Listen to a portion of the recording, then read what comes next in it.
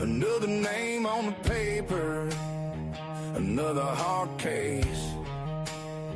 And got a wife back in Lubbock, kids in their Sunday best. I ain't some villain in a movie, I'm a man doing my best. You can scream in my face and block my way, but this badge on my chest means somebody's safe today. You hold that sign, I hold this line in my hands. While you're chanting the street, I'm the one who stands. Yeah, you draw your crowd, I draw a line in the sand.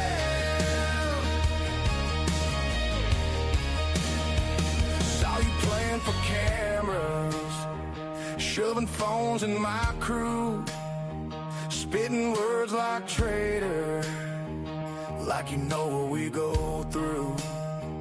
When you circle that transport like it's some kind of game, there's a scared little girl in the backseat, you don't even know her name. You can scream in my face and block my way, but this badge on my chest means somebody's safe today. You hold that sign, I hold this line in my hands. While you're chanting the street, I'm the one who stands. Yeah, you draw your crowd, I draw a line in the sand.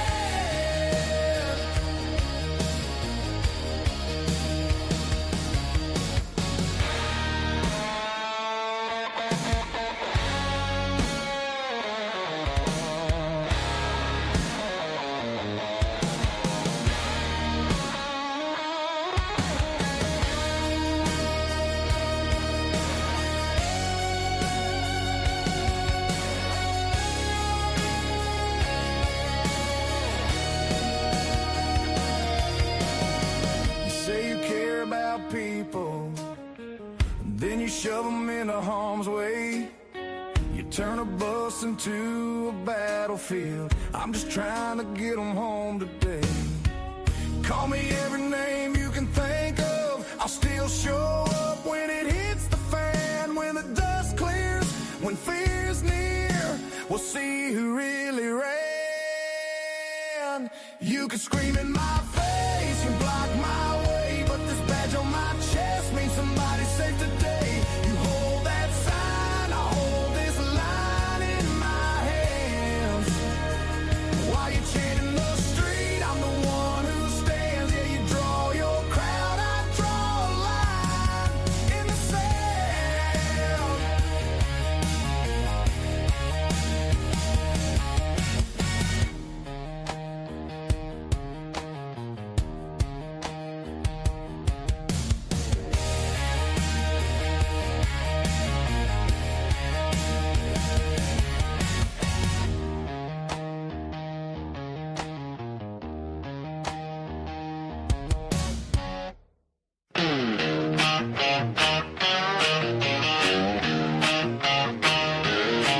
Crank it up,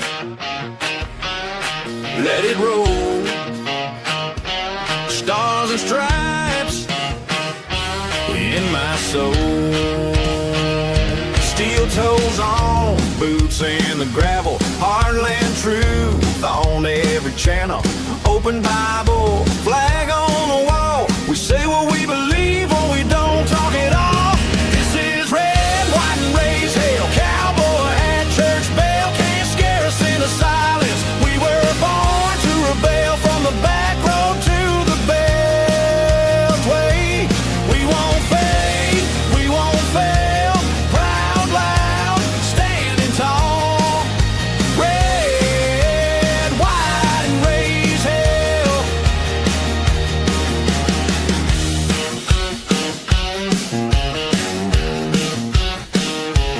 We back the badge, we guard the border. We love our guns and law and order. They try to shame every word we say, but we don't bow down, we just press play. This is red, white and raise hell. Cowboy hat, church bell, can't scare us into silence. We were born to rebel, from the back road to the bell. Hey, we won't fade, we won't fail. Proud, loud,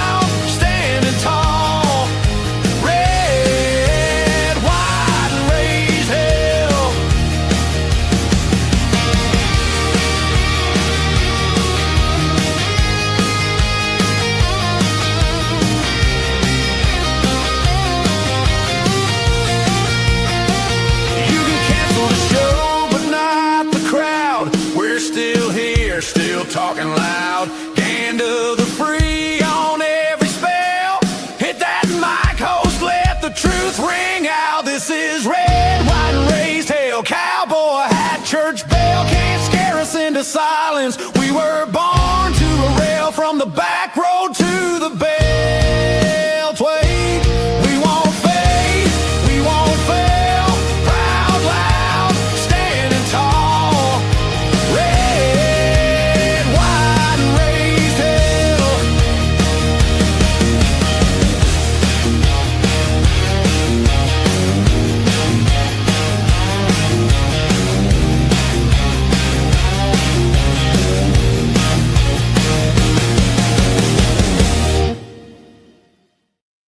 All righty then. Yeah.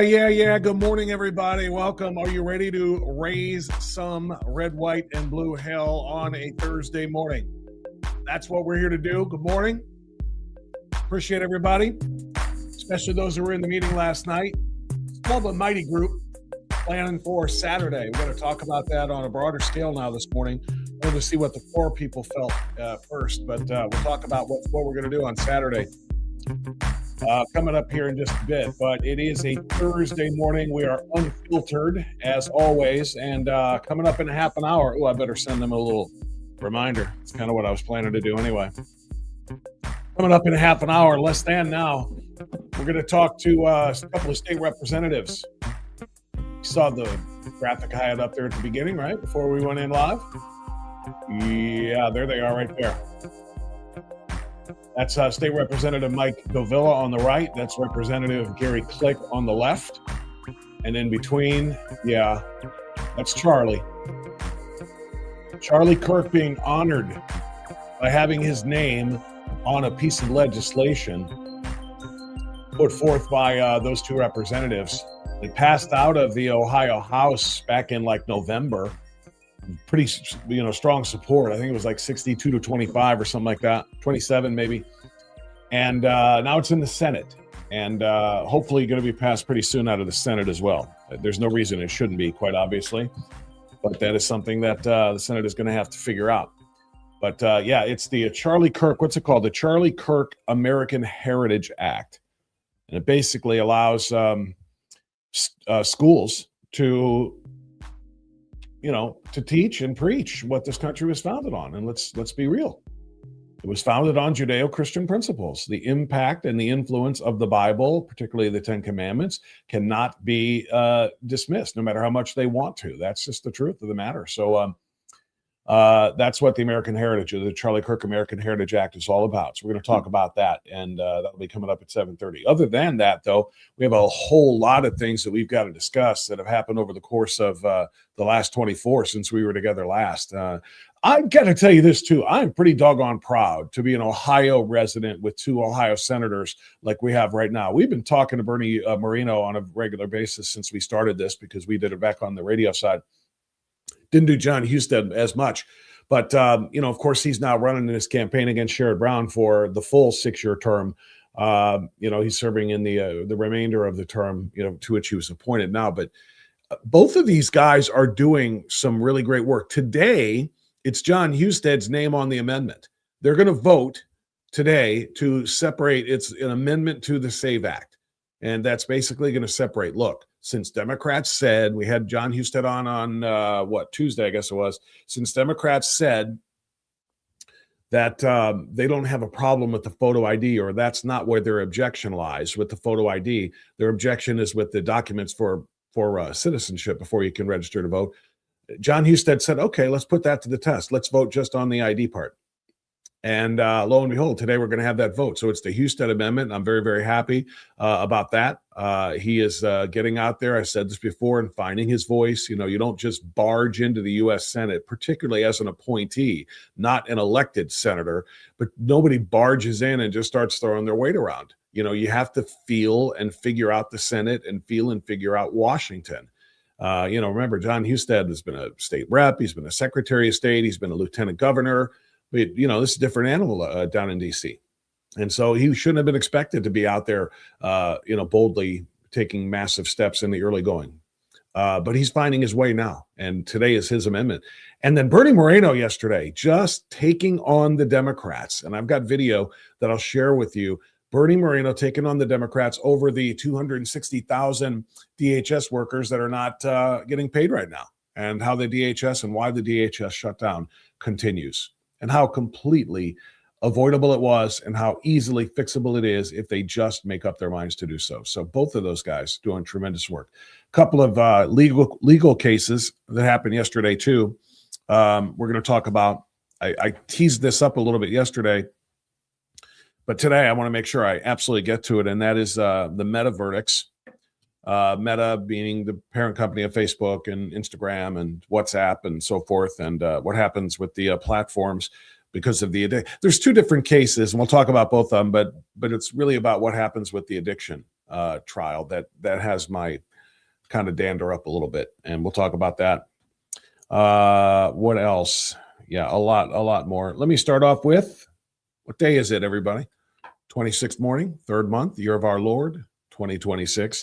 And the perpetual calendar, flip calendar, whatever you want to call it, inspirational quote a day.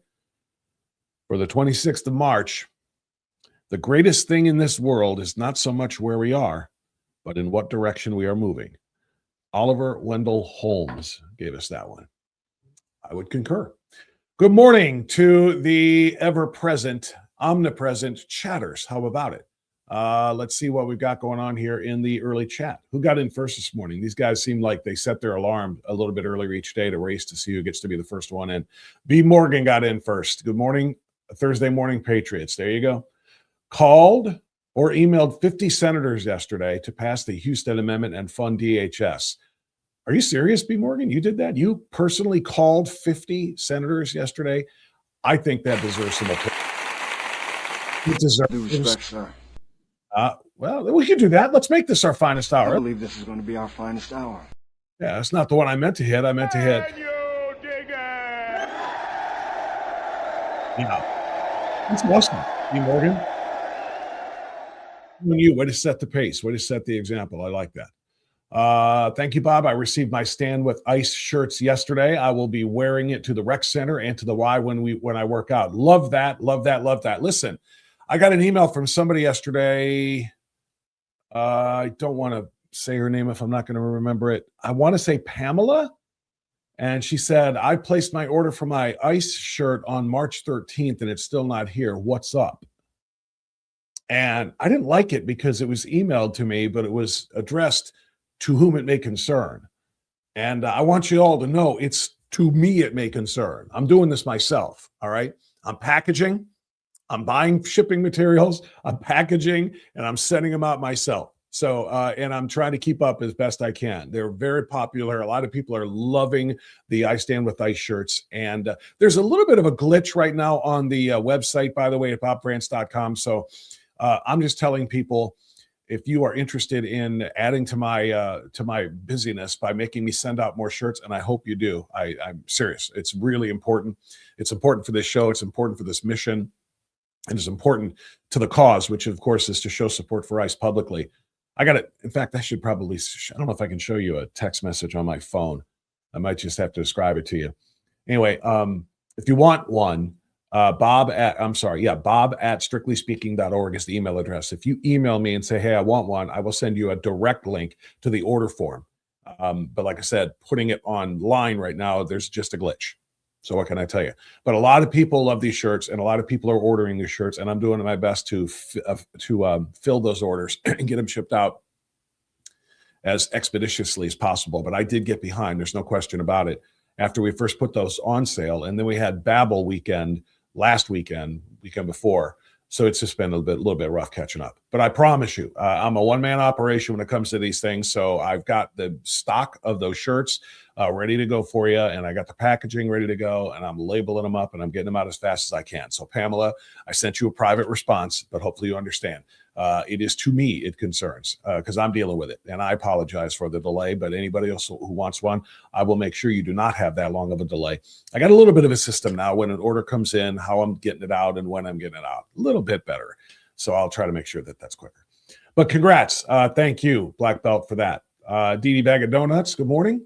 all politics are local. We need Bob now more than ever. We need one another now more than ever. And thank you for that, because I will lead in every way that I can. But I can't lead, anybody without troops. And you guys are with me. Good morning, Macromia. Good morning, Jimbo. Up and at it, cranking it up and letting it roll as always. Good morning to Nan. Good morning to Sally. Up and at it early too. I will wear my ice shirt to McFan meeting on Saturday. I love that. We'll talk about that, by the way. McFan, which is Lisa Wood's group out at Thirsty Cowboy. Good folks, good people. Every time I've ever spoken there, it's been a full house. Great patriots. And Sally's going to be there. And that's awesome. I want to talk about that versus something else in a moment. CMG, that's Christine getting in. Good morning, France fans. Good morning to you too. I think I just skipped over something here. Where are we? Oh, okay, here we go. Greetings from Robin. Greetings from Sarah. Greetings from Mike G. Good morning to you too. Greetings from Meg Marie. B. Morgan getting into it. Gary Click appears to be supportive of Marcel Sturbich. Bob, could you ask him why? I don't know that that's true, to be 100% honest. I don't know that that's true. And the reason I'm bringing him on today isn't to talk about races and endorsements, though it's to talk about that Charlie Kirk bill, Charlie Kirk American Heritage Act, which is really important. But yeah, no, there's some disagreements among good folks in the Columbus races right now. I can tell you that. Marcel Sturbich has a lot of support from people like me. I have given him my personal endorsement, something I very, very, very rarely do in primaries. And I've told you why. Primarily, no pun intended, it's because if the person I endorse loses, the person I did not endorse wins, I'm not going to have access to that person because they get bitter, they get petty sometimes, and they don't want to come on programs. And now I can't access them to ask the important questions that you want asked, which is part of what I do and part of where the influence and the impact comes from. I don't do this for my health. Believe me, because I'm not healthy right now. And I don't mean that in a bad way. I just mean, it's a grind, what I'm doing right now. It's a grind to do this way in response to what was done to me. Having my show on the traditional corporate radio side hijacked and stolen and given away by a very, very, very, very weak and pathetic and spineless individual who doesn't like hardcore conservatism, and some partners, as I understand it, who are opposed to some things that I was standing for back in November and early December. We were opposing some really, really important things here in Northeast Ohio, and I put some people on. Hey, where'd my banner go? The banner went away. There's my banner. But there were some really important people that did not like the fact that we were calling out regionalism on this program, or on the radio side of this thing, the radio version of this program. And those people did not like the influence that I was having on a lot of people. So there were some things that happened, and I'm not trying to dwell. I'm going to expose all of that when I have proof of everything. Right now, I've got a whole lot of really, really important dots that have been provided to me, and some connection of those dots that have been made. But I'm not going to reveal all of those until we have complete confirmation of everything. But the reality is we're trying to have a big impact now, and we can only do this through you guys. And so that's what this is all about. All right, where was I? I was saying good morning to Sally and Robin and Sarah and Mike and Meg Marie and, the politically incorrect mechanic, my guy who's going to be providing, camera skills and muscle and backup and probably an arsenal when we do what we're going to do on Saturday. I'm not trying to make that cryptic. Trust me. After seeing Husted in action, I'm happy with him. Well-mannered patriot. Give state trends. Him and Vivek will roll through. I don't believe that Acton is up 10 points like Harris was up 4 to 5 points. I agree. Those polls are being pushed out there by the left to inspire and excite their base that, look, we can do this. We're leading in this red state of Ohio for turnout. And it's all about turnout. If you don't believe it's all about turnout, you didn't pay attention to what happened on Tuesday in Florida, in Palm Beach County, in a state district that encompassed Palm Beach County, which is President Trump's home turf. They flipped a state House seat there to Democrat. So Trump is now technically in the state of Florida. The president of the United States, a Republican, is living in a Democrat district, a House district in the state of Florida. And the reason for that is only 30% showed up.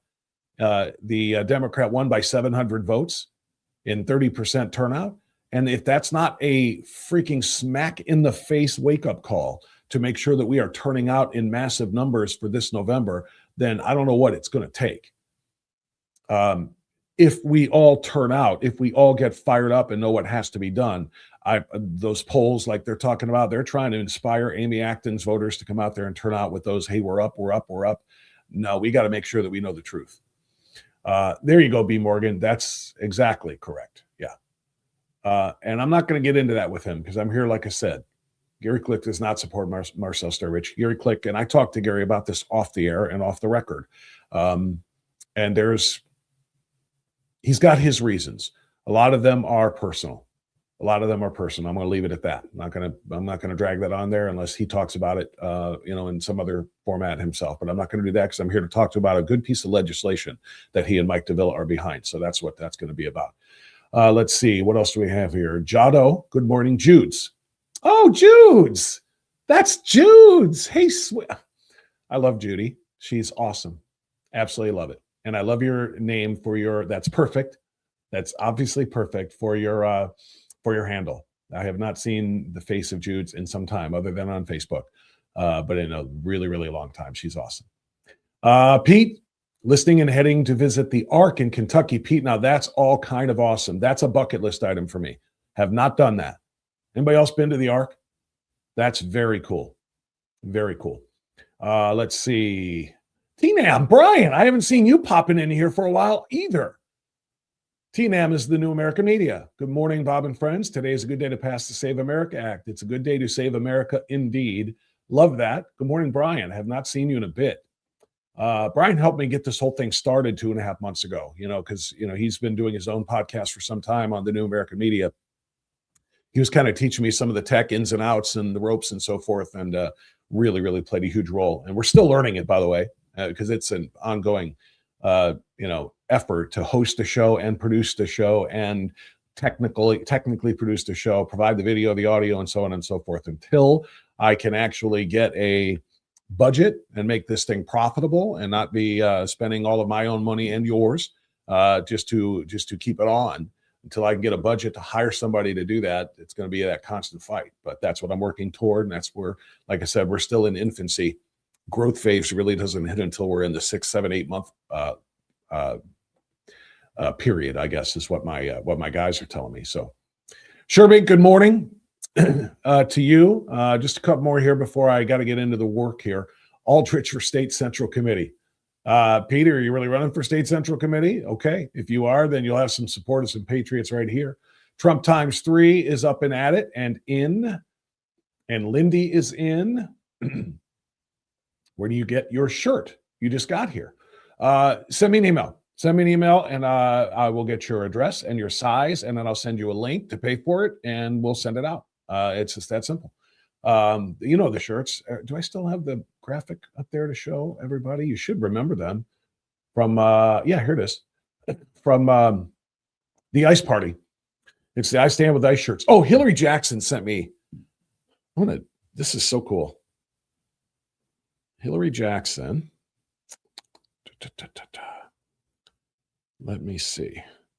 Hillary is, by the way, she's the, put that off here. She's the Northeast Ohio chair of the Moms for Liberty organization, which is a very, very good organization. And she's a true patriot. She helped us out on Ice Party Night, provided all the decorations and more. And she's been wearing the shirt. She's traveling down to CPAC and in Texas, and she wore her shirt to the airport, and she sent me a picture of it, and I'm trying to figure out why I'm not seeing it right now, but she sent me a picture of it, and I would like to show it, and I just don't know why it's not coming up here. Oh, you know what? It might have been on Facebook. Yeah, maybe, and if it was on Facebook, then I can probably show it on her page. Let me just hold on, guys. I'm kind of doing this on the fly here, just because we got to talking about the shirts. And she is flexing it in the airports. She is flexing the I Stand with ICE shirts with ICE agents, going up to them. And she said they are loving it. But a lot of them are afraid to take pictures with her with it because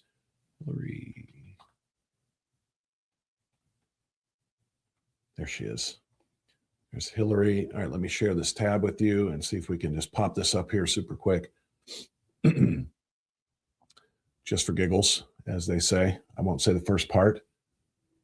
Hillary Jackson. That's her. And where is the pic that she posted? There it is. There it is. Okay, can everybody see that? So she's flexing the I Stand with ICE shirt right there. And that was in, I don't know if she was in Texas, but there's what she said on the comment part there. The ICE guys liked my shirt, but they didn't want to take pictures, worried they'd get haters, as if the big ICE on their vest isn't a dead giveaway. It's okay. I still stand with ICE, and I'll be brave enough for all of us, boys. So she's wearing this, and she sent me some pictures of her in other places too, wearing the ICE shirt. And she's a very big, loud personality, and she is not afraid to flex that and show that. And I'm very happy about that. So good for Hillary. And anyway, that's what the shirt is about. If I get back to the main frame here, or the main screen here.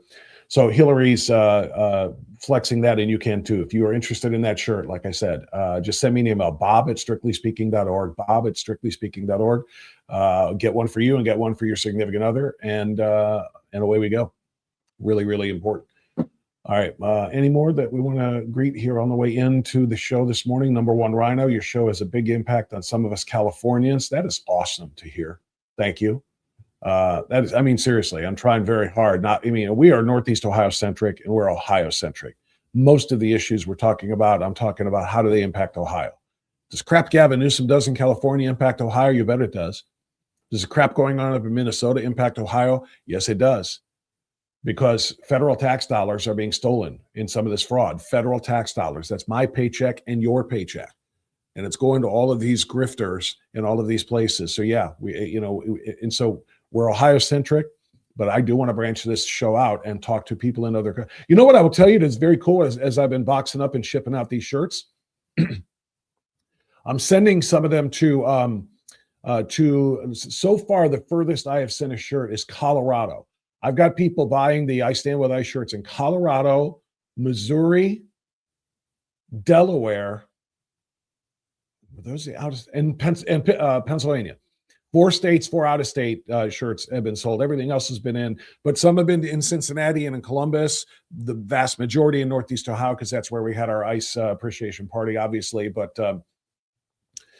yeah, there was, there have been. We're reaching some people outside of our comfort zone, is what I'm saying, and I'm happy about that. That is very important to this whole thing. Charlie, good napalm in the morning to you too, sir. Yo, Jimbo. Yeah, I'm not going to confirm that, but there are some investigations going on. I can tell you that. It was a couple of very, very well-placed political sources that knew that a show that was having a real impact and causing a problem for them and their agenda needed to go. And so some power brokers in some high places made it happen. And there you go. So thank you to Rhino for that, by the way, about the California thing. Was just down West Palm Beach Way. More New Yorkers than native Floridians. So getting out to vote is important. Yeah, and it's weird because those people from New York fled New York because it's a high-tax state. And they go down to a red state like Florida, and then they're going to go down there and vote for Democrats, and probably Muslim Democrats and communist Democrats like they did in New York City to take over down there. And then where are you going to flee to the next time? It's just so stupid. Nowak, BBJL, beautiful day ahead. Spread the light and truth to all you meet. Great message there. Lois Irene, good morning to you. What a great advert to you. Yeah, talking about Hillary, really, really is. The Acton polls are also meant to sow division between Republican supporters and create doubt for Vivek. Notice there's no polls between her and Hill or her and Putsch. The Acton team knows they're beatable. Talking about Putsch and Hill, that's very true. and Vivek is beatable if they are able to gaslight in this way. CPAC, but I don't believe those polls, by the way. I think Vivek is going to be just fine, but we need to remember that this is, a fight that has to be taken on and has to be won. We can't do, 30% turnout and expect to win. I just can't. And that's in the primary too. But it's a huge issue. The West Palm Beach, like I said, Florida State legislature vote was really, really important. And if that's not a lesson for us, a wake-up call about turnout, then nothing will be, and we're going to be in trouble. CPAC is great. Haven't been in a few years, nor I, Sarah, and I got to make that a goal. But again, this is a resource thing. Once I have the resources to do these things, I will travel and take the show on the road. I'll tell you what, I will give you this. We the people don't hate NOACA and the rhino scumbag politicians in their back pockets enough, says PIM. I concur with that. I will tell you this. I'm taking the show on the road in April. How many Second Amendment supporters do I have in this audience? And I'm talking about the live stream audience, but also anybody watching this on playback.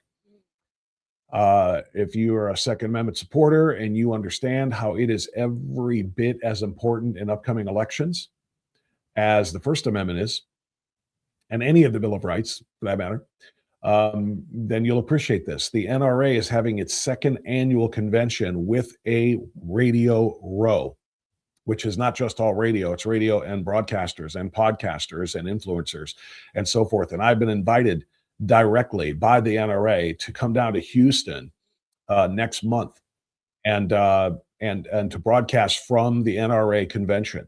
We're going to have Second Amendment guests. We're going to have Second Amendment topics. I'm bringing one of my Second Amendment, most passionate Second Amendment supporters, and he's in this room right now, and you can figure it out if you want, but he's going to come with me to not only provide me with a lot of expert information on 2A and on Second Amendment impactful bills, Second Amendment impactful organizations, but also he's going to be my producer on site. He's going to help us out.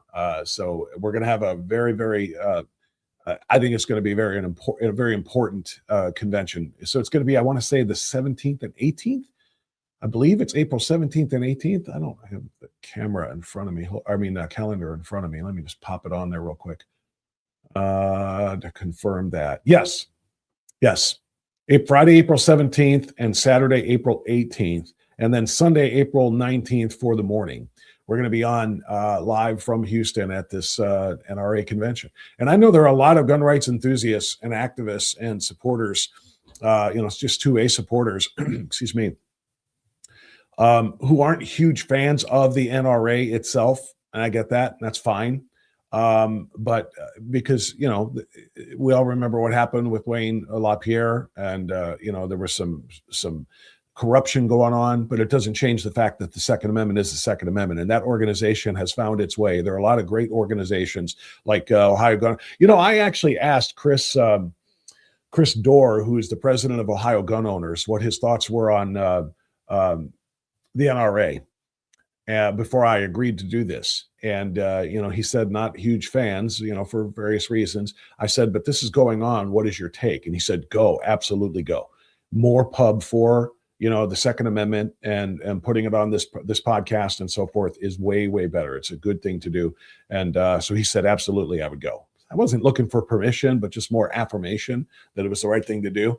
And I want to, I'll talk a lot more about this in the days leading up to when we head down to Houston, but we're taking the show on the road. I wish we could take it to CPAC and some other places, but right now that's all we can do. And like I said, the resources are the issue, and anybody who can help. Where the tip jars are, where the locals is. Just become a paid supporter on the locals channel, and you'll certainly help that effort as well. Okay. So as mentioned, we're going to start at 7:30 with a couple of guests. I see one of them in the house right now, sitting backstage. I'm going to double check and see if I've gotten any messages about the availability of the second. No, I don't have any messages, so I'm going to assume he's just running a little bit behind, but that's okay. I'm going to give him a chance to catch up here while I remind you of a couple of very important things.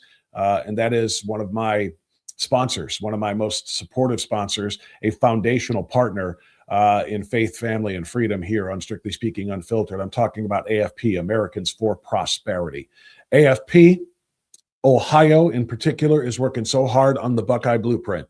And the Buckeye Blueprint you can check out at buckeyeblueprint.com. It's about as simple as that. Buckeyeblueprint.com is where you will find information that you need, that I think we all need, about how to make Ohio go from being in the middle of the Midwest, and that's a geographical statement, but it's also a statement on where we stand, how we're doing.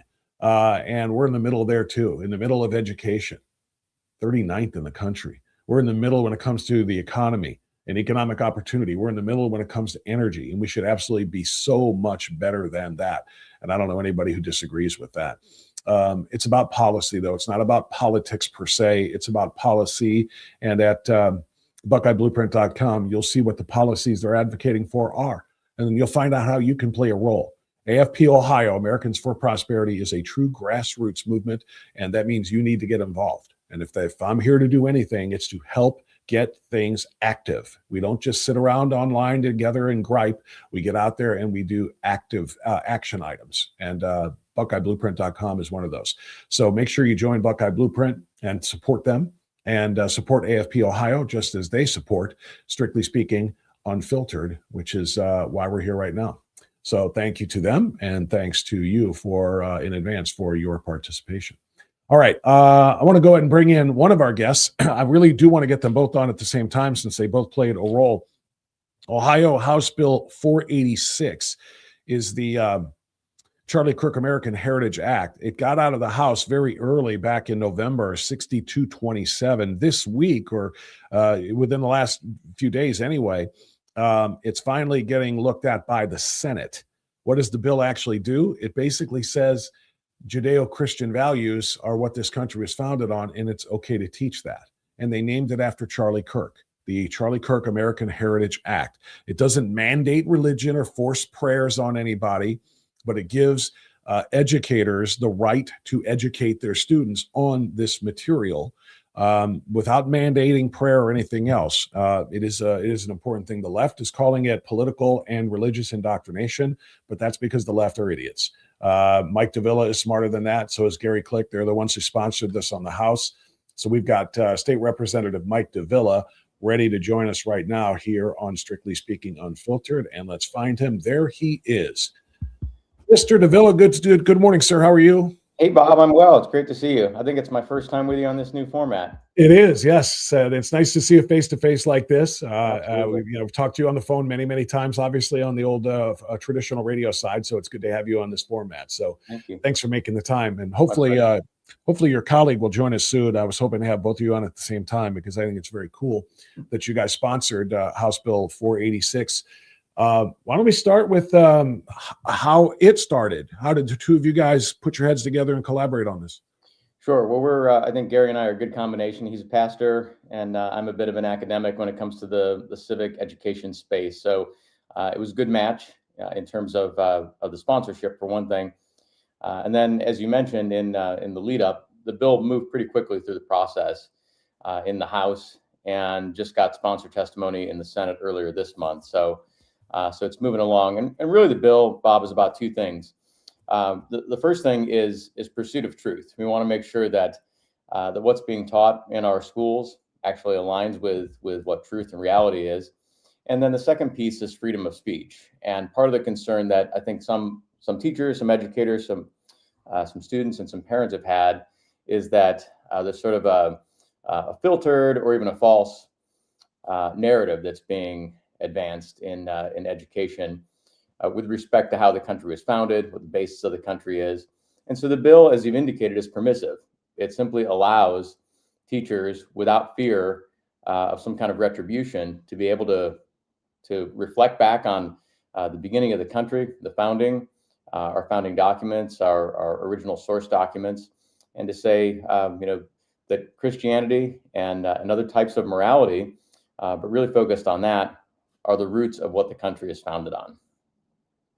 You know what, Representative Mike Dovilla, that's a great message, and you're obviously correct about that. What I want to know, though, is it allows teachers to do it. Does it provide them with any of the information? Does it provide them with curricula, lesson plans, or anything of that nature to make sure that we're covering, again, we're not proselytizing and we're not asking them to proselytize, but we are asking them to know what because I don't know if they're learning this in teacher colleges. I don't know, I taught a lifetime ago and I didn't, I was secondary, so junior high and high school, so I didn't get the full on primary every subject type of training and education. But I don't believe, at least at that time in the early 1990s, they were teaching teachers about, even at that level, about the role that religion or faith played in the founding of the country. They just did the traditional, here's what the Declaration is, here's what the Constitution was, here's the people who responded, these are the people we call the founding fathers, move on to the next unit, call it a day. I don't know that they ever talked about it. So does this bill provide or require or make available anything that will teach teachers how to teach this part of it? Yeah, great question. So it does not prescribe curriculum. It doesn't make any changes to the state standards.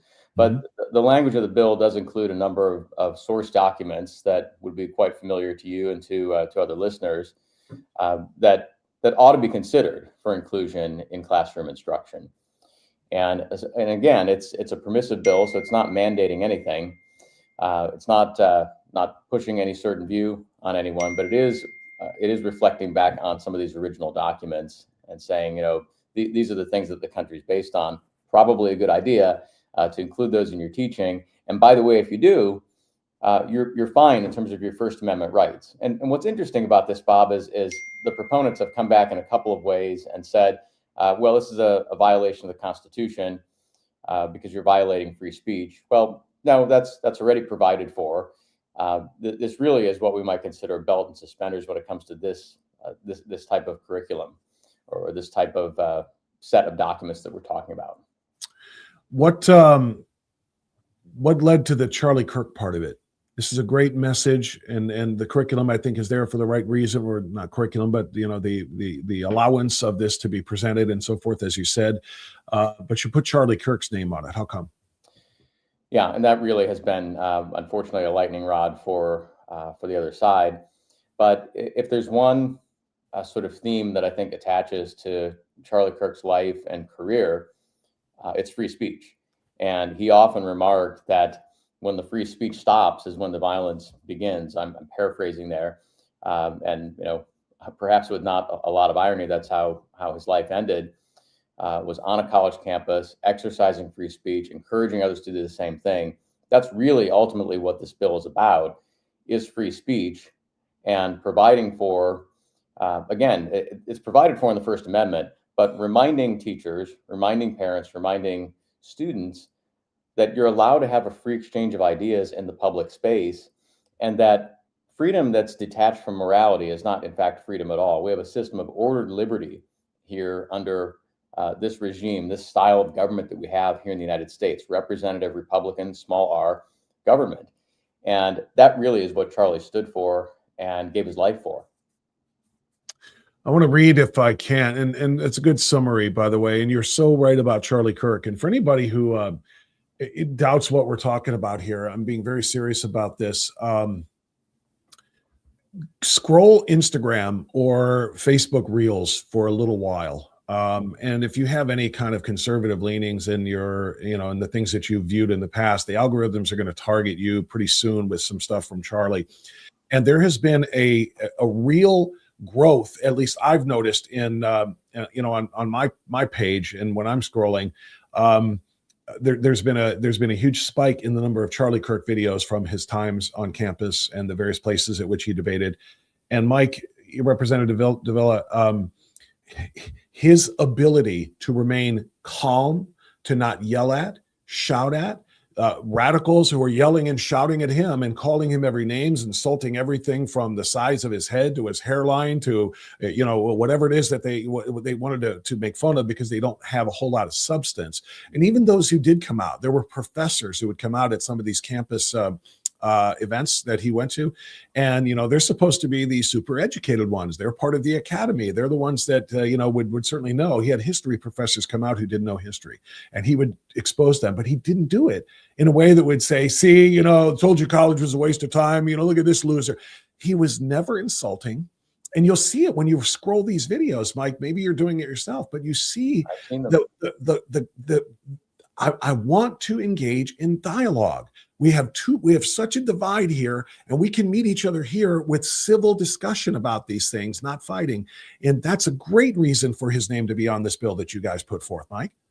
Well, we appreciate that, Bob, and it really is a reflection of exactly what you've laid out, and is designed to honor the legacy and the example, honestly, that he provided for the country and for the world of free speech and Christian virtue, and just a willingness to hear the other side, not to shout down the other side. You'll notice, and of course we've noticed this for a long time, there's really only one side that engages in the ad hominem attacks that you've noted, that only engages in the shouting down of the other side. And it's because there are no legitimate arguments when it comes down to it to defend Marxism, communism, socialism, authoritarianism, the hard isms of the far left, whether in this country or on the global stage. And Charlie was educated enough, self-educated enough. I mean, he was an autodidact to be able to recognize that and to have an argument based on the facts and on a really rich knowledge that was based in reading he did by himself. 100% right. And that's huge. And hey, we're talking to State Representative Mike Dovilla, and I think I see somebody peeking in from the green room over there. Let's see if that's actually true here, and see if we can bring in another guest to this conversation. Hold on one second. I got to kind of poke around here. Since we're adding him in the middle of a conversation, I might have to pull something else up. I think so. Hold on. But I think we can get him here. This could be the one.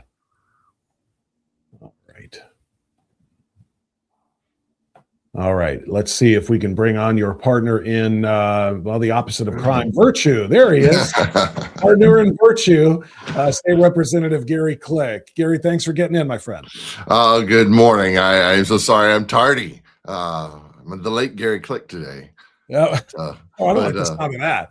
No, but Representative Dovilla, he's doing a fine job, and he knows his stuff, and I'm so honored to have him as joint sponsor on this legislation. He's awesome. Well, he is, and he did a great job of explaining how it came to be, and we talked a little bit about why Charlie's name is on it. Why don't we let you catch up by giving us your why was this important to you back in, was it November, right, when you guys presented this? I believe it was. Got it passed very, very quickly out of the House, and now it's being taken up by the Senate. But Gary, give me your origin story here about why this mattered to you. Well, I've been a pastor for 35 years, and I've seen so much discrimination. I remember even when I was just a young Bible college student, I used to drive a bus route in Pontiac, Michigan, where I was going to college. And kids would tell me, my teacher won't let me bring my Bible to school. They say that that's against the law to bring my Bible to school. And we've seen such nonsense because people don't understand the actual separation of church and state. One of the Democrat senators asked me when I gave testimony in the Senate, he says, "Isn't this anti-American, a violation of the First Amendment?" I said, "No, what you're talking about is the alienation of church and state, not the separation of church and state. And that, my friend, is what is un-American." And I've just seen this. I've witnessed this. I talked to a school superintendent here in my district. He's not here any longer, but he said, "No, we can't teach some of this stuff because it's a violation of the First Amendment." I said, "No, it's history. You're not proselytizing. You're not drawing people into a certain religion or a denomination. You're just teaching fact-based history." And he said, "No, we're not allowed to do that." And I just see so much information. I know so many good teachers who understand the value of this history, but they are afraid that if they teach it, somehow they're going to be accused of proselytization or the violation of the separation of church and state. And that's been an underlying issue, something I thought, maybe someday I can get to that. As you know, I take on some of the hard stuff. And that was, okay, someday I can get to this. I want to get to this. But when Charlie Kirk was assassinated, that was the catalyst to say, okay, now is the time because there were so many people, as Representative Dovilla said, he had such a way with people when he was speaking to them, and yet he was assassinated. And one of the reasons I think that they hated Charlie so much is because he made it so easy to understand the truth and our American history and the Christian heritage of our American history, that we have to eliminate that truth. And we don't want that, because there's been intolerance, because most people, and as a pastor in the legislature, I almost daily, I have somebody say, you're violating the separation of church and state because you're a pastor in the legislature, as though I gave up my rights when I became a pastor. And then I'm no longer a citizen. And again, being alienated because of my faith and my religion. And they fail to understand that the very first Speaker of the House was a pastor, Frederick Augustus Muhlenberg. So I just felt that this was the time to step forward, because the ignorance on this topic creates a lot of hate, and that hate led to the assassination of our friend Charlie Kirk. So yeah, that's my origin story. It's a great message. And Mike, if you want to follow up on that, you can talk a little bit about what Gary just did, with respect to a pastor being the first speaker, for crying out loud. Most people do not know that. I'm relatively educated, and I know a lot about our founding fathers. I did not know that factoid there, and that's kind of the point here, right? Is to make sure that going forward, our young adults who are going to be taking over this country in the future do know that part of our history, right? Yeah, that's absolutely right. And that, as I was saying earlier, we live in this country in a system of ordered liberty. It's not just anarchical freedom, fake freedom, where you can do whatever you want all the time. It has to have some sort of structure and order to it. And the structure that we have is one based in virtue, one based in morality. And whether you look back to source documents like the Declaration of Independence itself, which indicates a reliance upon the creator of the universe, that's God, or the Northwest Ordinance, which very directly ties together the importance of morality and education. They're inseparable, right? You can't actually have a separation between those two things. They're rooted together. Or other documents on which the country is based, it very clearly indicates the types of waters that we're swimming in. And one thing that's interesting to me, Bob, is that the left doesn't understand this. It's like asking a fish, are you in water? The fish doesn't know whether it's in water, right? Our environment is so suffused with Christian doctrine and Christian virtue. The fact that we have hospitals in this world, the fact that we have equality for women in this world, among other things, these are all things that prior to Christianity were not recognized, did not exist. And so these are the types of things that have allowed us to actually have a civilized moral order in which we exist.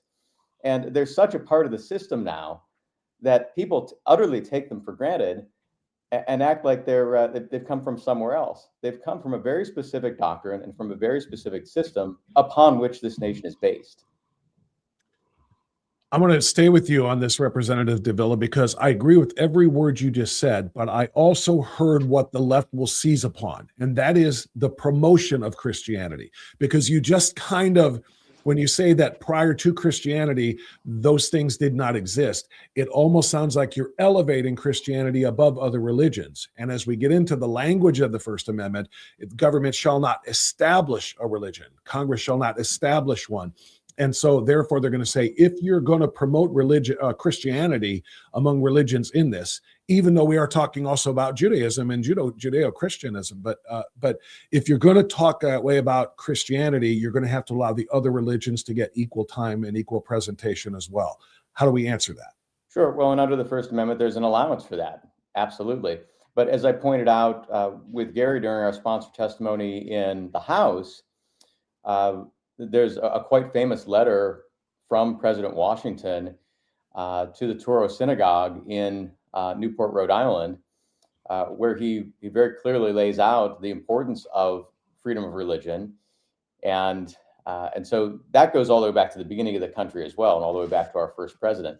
Now, of course, in the intervening years, in the 2.5 centuries nearly since the Declaration of Independence, which we'll be celebrating this year, of course, we have a more diversified populace here in the country, and there's openness to these other types of dialogue and these other faith traditions. But what can't be separated ultimately is, once again, what the country is based on in terms of the documents, the doctrine, the virtue, the morality, these types of things. So there's freedom within this space to practice what you wish or not to practice at all. But what we can't separate is the Christian rooting of this republic. Gary Click, you're not only a representative as well, but you are a pastor, so you're uniquely qualified, and in fact, probably it's imperative that you speak on this too. Are we promoting Christianity through this? Well, the other side always likes to talk about things that are evidence-based, even when they're not evidence-based. And I had some other legislation about that. So let's talk about evidence-based. I think every religion that had an impact on the founding of this nation should be spoken of equally according to their impact. But when you follow the evidence, there's really only one religion that had that impact. I was asked several times, well, what about this religion? What about that religion? And like, yeah, let's talk about their impact on the foundation of our nation. Where was it? How many? I can tell you that when Donald S. Lutz did a study on the documents that our founding fathers looked to, they saw a very small percentage from John Locke, from Charles Montesquieu, from Blackstone, Tom Hume, and when they come together, that made about 19% of the quotes of the founding fathers during the founding era, but the Bible was 34%. I don't even think the Quran hit the scale. So let's just talk about the fact. Let's go where the facts lead us. And when you go where the facts lead you, that is not a bias other than the evidence. So just follow the evidence. Yeah, well, that's reasonable to me, but obviously the opponents of this are not going to be as convinced by that. They're going to say you are promoting religion, which is a violation of the actual First Amendment. You're promoting one religion above others, and therefore we want equal time for those. And you know what's really radical too, and either one of you can address this, is if they could, they would put required course on the history of Islam, and that's not. I guess it is to kind of pick on Islam because it's the one that I think threatens Western civilization. I think it's the one that threatens this country. And I think if you look at the growth in the number of mosques, and this is a faith, this is a faith that does not uplift women. It subjugates women. This is a faith that does not support life. It literally threatens life. And in fact, calls for, in the surahs and in the Quran, it calls for the death of infidels. If you are not one of us, you are going to either become one of us, convert, or you are going to die. No one else does that. And I don't care who you are, you cannot think that has a place in America's classrooms, right? Well, one of the things I say that ties the last question and this question together is all religions are equally free, but not all religions contribute equally to that freedom. And we think about Islam. I like that. Let's think about Islam. Go to an Islamic country. How free are Christians? Go to a Christian country, and how free are Muslims? And so we can see where the origins of that ordered liberty that Representative Dovilla talked about come from. They come from the scripture. They quoted very heavily in the book of Deuteronomy when I talked about all those quotations. Moses and Paul were the most quoted out of the scriptures, and Deuteronomy was the second giving of the law. It was just before they crossed Jordan into the promised land to establish a new government. And he says, "Okay, guys, here's the game plan." It was not specifically religious. It was actually more political. Here's how you're going to establish your government. Here's how you're going to act. Here's how you're going to operate, and laid forth those basic principles of founding government. If you read Romans chapter 13, I call that Paul's elevator speech. It takes about 3 minutes to read it, and it is really all about civil government. The powers that be are ordained of God. That's how it starts. In other words, so if God ordained civil government, which he did, then God's got a plan for it. And so we need to respect that plan. And it's a plan for ordered liberty, as Rep. Dovilla said.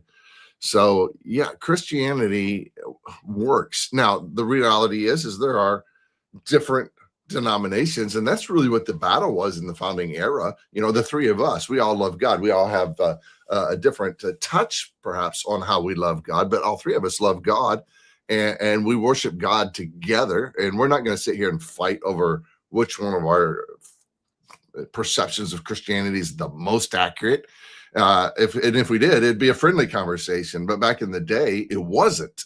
And when you travel across the pond, They would say, you are this religion, or you are this religion, or they would tell you what your denomination was.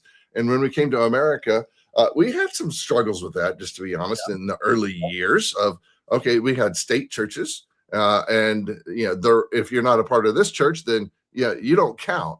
And our founding fathers says, not so much. And that First Amendment, basically, even when the First Amendment was created, they said that Congress, so it was initially just limited to Congress, but the states were still permitted to have their state government. And then later on that evolved into, okay, no, even the states, you shouldn't do that either, because people have the right of conscience. We call that individual soul liberty. And I can respect anyone, it was Samuel Adams, when they were talking about having the first congressional prayer. They said, well, we can't do this because we have, Mike Dovilla believes one thing, Gary Clark believes something else, Bob France believes something else. And Samuel Adams said this. He said, I'm no bigot. He said, I'm paraphrasing, but basically, I can worship, I can pray with anyone who loves God in our country. And then he actually recommended someone to offer that prayer that was not of his religion or of his denomination. They were all Christian, but of his denomination, to show that good faith. And he delivered a prayer that John Adams wrote to Abigail and said that was probably the best prayer I've ever heard in my entire life. And so appropriate. And there's actually a stained glass window that is a historic landmark of that prayer.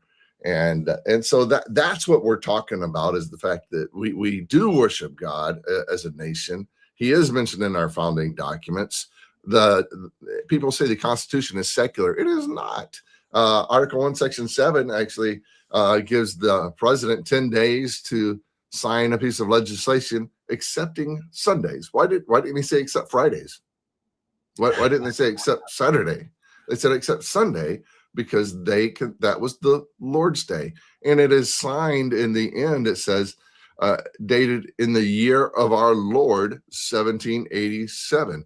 Well, I only know one Lord that was born 1787 years approximately before the signing of the Constitution.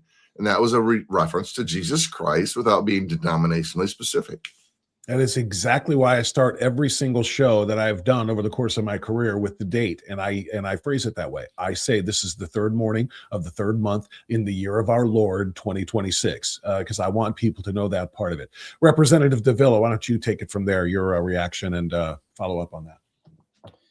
Yeah, I concur with everything that Representative Click has just shared. I think one other element that I would just want to focus on is the freedom of speech element that's here in a more direct way. And part of what informed my viewpoint on this was a book that I read by now former Senator Ben Sasse called The Vanishing American Adult. And I read this back in 2018, 2019. I think he wrote it a couple of years before that. And it's a very interesting book, which I commend to folks generally. But the point that sort of informed academic work that I would go on to do after that was relative to freedom of speech and the shrinking percentage of young people in the country who actually view that as something that ought to still be protected. I mean, there's a lack of awareness, first of all, that that's even something that's part of the First Amendment and that's attached through the Bill of Rights to the Constitution. And I forget the number right now, but it was some dramatic number, well into the 30 or 40% range of people, young people in the country who were polled, who said that if speech is offensive or something that I don't want to hear, that it should just be restricted. And so we shouldn't have it anymore. And, to the point we were making earlier regarding why we've named the bill after Charlie Kirk, that's a really important element here. Because without that, and that's, it's the First Amendment to the Constitution, freedom of religion, freedom of speech, freedom of assembly, these things. These are foundational to who and what we are as a constitutional republic. And when our free ability to have those types of dialogue ceases, that's when other types of activity begin. And, we saw in Charlie's case, and we've seen in other cases, that's not the direction that we want it to go. Because there are two ways of resolving an argument. One is having a dialogue like we're having here in a civil manner, and we all tend to agree on things generally. But we ought to be able to have these types of dialogues across the political aisle, across the ideological spectrum, across the religious continuum. Because if we don't, then violence is the other thing that ensues in terms of how we work out what a society is going to look like. And that's a scary solution to that type of problem. Yeah, I agree, Representative Dovilla. Either one of you can take this. Have you talked with any of your colleagues on the Senate side, and what kind of a path are we on here to getting it past them and to the governor? I have spoken with Chairman Brenner. Of course, when we did have Senate testimony, and he's very favorable to the legislation. I don't have any promises or guarantees, but the response, I think, from our side of the aisle in the Senate was very positive. I think we have a good glide path to getting this done. It'll be a partisan vote, as was indicated in the committee and as we had in the House. Mm-hmm. But I feel very strongly that we can get this done and get this laid on the governor's desk. Representative Dovilla, thoughts?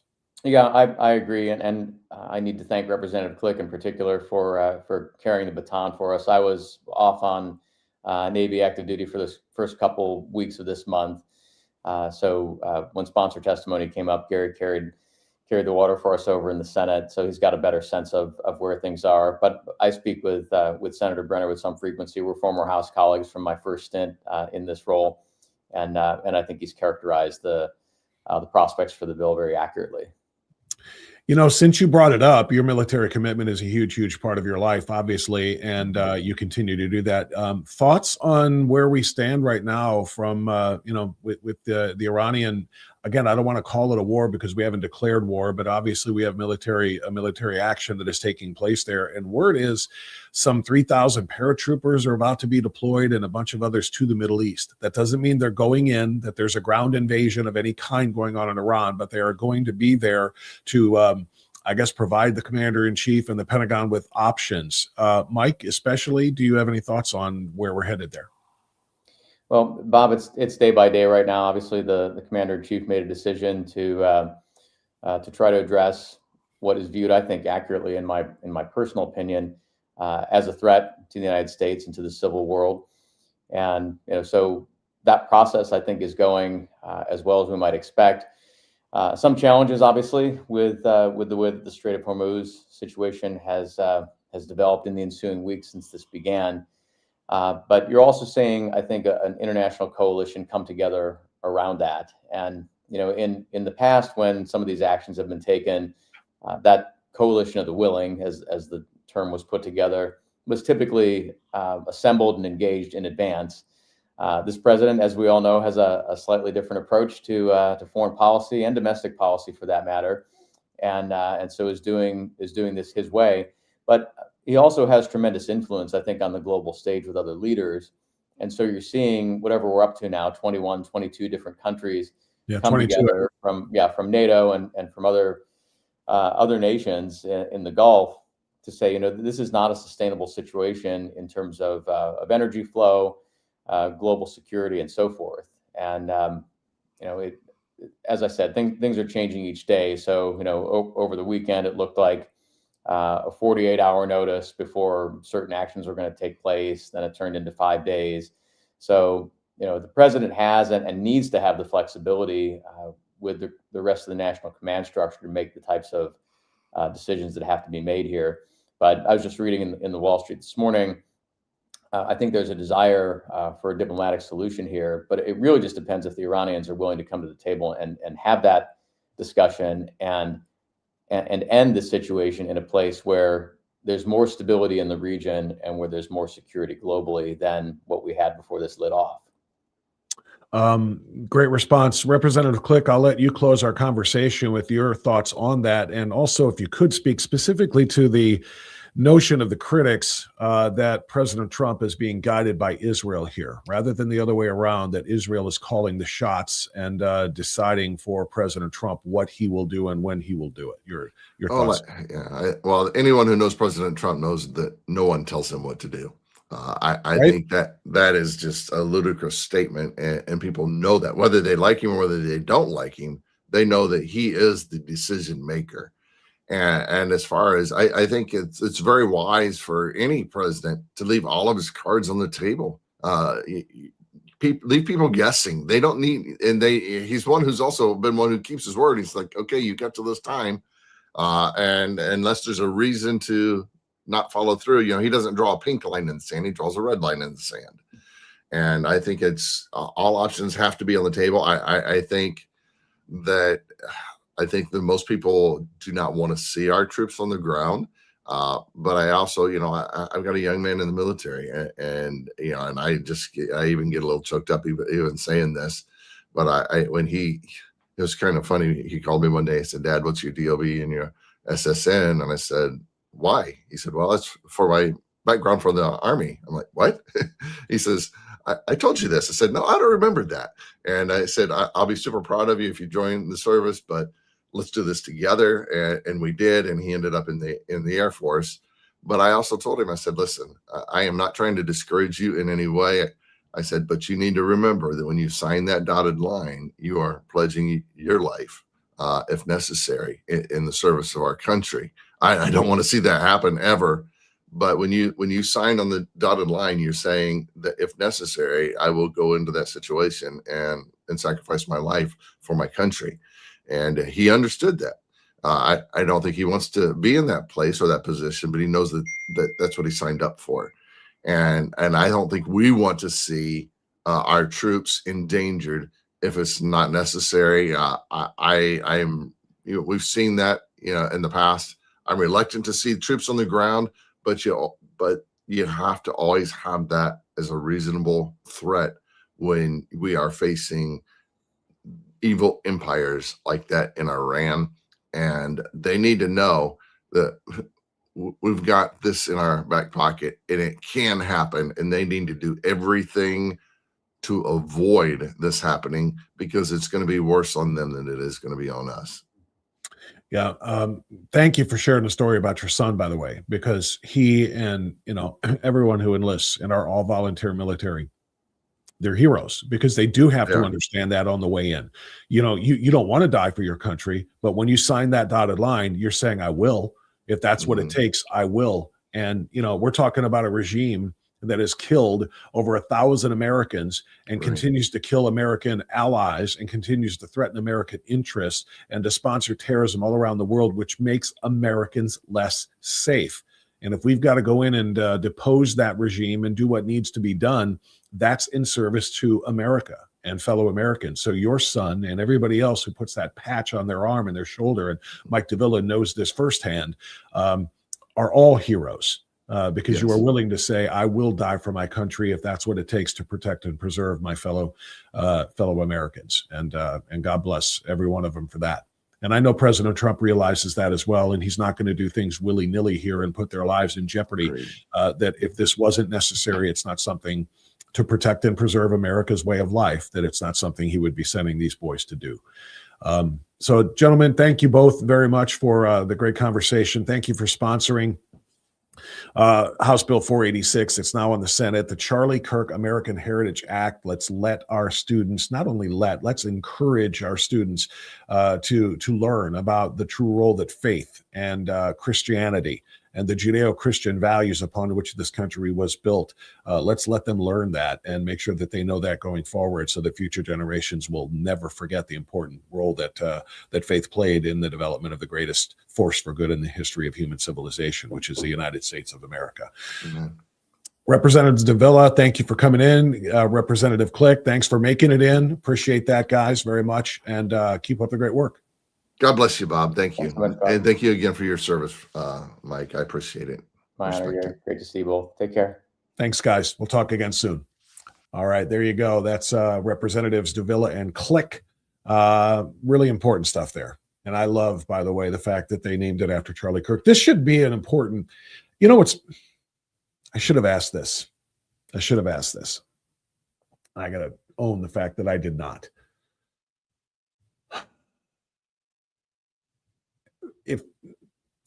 If Charlie Kirk isn't murdered, do we have this bill?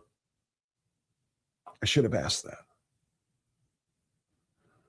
Because you see that painting behind me. This is that Ray Simon painting. Both of those, in fact, are Ray Simon paintings that you see behind me. But the one of Charlie Kirk, which, by the way, hangs in Mar-a-Lago, it hangs in President Trump's residence. which is pretty incredible. And I have a screen of it here, thanks to Ray and thanks to Ken. If Charlie Kirk isn't murdered, does this bill exist? And the chances are probably not. Which is why when he was, after the shock and the anger and the horror of it all, a lot of us kind of, stepped up and pointed out that for all of the great work that he did in his life to bring, and remember, that's what Charlie's first job was to bring people to Christ. He wasn't a politician. He was a political player. He helped, encourage a whole lot of people to vote. He helped to inform a lot of people to make sure they cast informed votes. But he was, first and foremost, he was a Christian who wanted to bring people to Christ. That was his number one job. He dabbled in politics and educating other people on the side. My point being, as great as the work he did was in his life, we said this back in, October, after the shock wore off of September 10th. That's when he was killed, September 10th of 2025. A few weeks later, we all were talking about, and I remember being on the radio at the time, talking about how much more can be done in his death than he was even able to accomplish in his life. The number of schools, colleges, and high schools that applied for Turning Point chapters to bring so many more people to Christ, to bring so many more people to, a belief in the greatness of America and, and the role that Christianity plays in it, Judeo-Christianity. Again, this could be an example of that. We may have a bill pass the House, which it already has, pass the Senate, which it hopefully very shortly will, signed by the governor, which God willing, he does, that will allow our students to learn in Ohio schools about things that they're not being taught. They're not being taught about the faith of the founders. They're not being taught about the role that Christianity played in the founding documents of this country, in the Declaration, in the Federalist Papers, the writings of our founders. I mean, we were not founded as a secular nation. There's just, sorry, as much as people want that to be the case, it's not. We had a basis for the founding of this country, and the basis was in, the Bible. The Ten Commandments played a huge role in the development of our country and our system of government and our laws. It's referenced, like I said, many, many times throughout, and this is what students are not being taught. I know I wasn't taught it, other than the fact that I went to a Catholic school, and I had mandated religion classes, but even in my history classes at a Catholic school, they weren't teaching me about the role that Christianity played in the development of the documents that would ultimately create this country. I didn't get taught that even in a Catholic school. This says, hey, America's heritage is important, and learning about it and all of it, including the role that Christianity played in it, is an important thing. So Charlie's work continues long after his death, and I just think that's extraordinary. That's a huge, huge thing. All right, thanks to both Representatives Dovilla and Click for that great information. I've got a lot more to talk about here, but I don't want to do it until I remind you about our friend Mark King. Keeping Medicare simple has been Mark King's job for nearly 40 years in Northeast Ohio. For over 5 of those years, I've been sending senior citizens and Medicare age people to see and talk to Mark. And every one of them comes back to me and says, thank you. I learned so much more, and now I'm in the right policy. I'm in the right plan. I'm in the right place with the right provider and so forth. A lot of insurance companies will tell you there's only one way to get Medicare. Our way. Come to us, and here's what's available to you, and here's what the price is. Thanks, everybody. Have a nice day. Nope, not Mark. He represents multiple carriers and gives you multiple options about which plans are the right ones for you. And that's, can be very daunting if you don't have somebody to guide you. All right. That's why it's complex, but he keeps it simple. There's the screen. KeepingMedicareSimple.com is the website. KeepingMedicareSimple.com. Mark will take great care of you, just like he has for so many others. Call that phone number on your screen, 440-832-8936, 440-832-8936. And log on to keepingmedicaresimple.com. That's the best advice that I can give you, seriously. All right, I'm going to get a quick time out here. And while I do that, because I've got a lot more news that I want to get to, you can enjoy the line in the sand.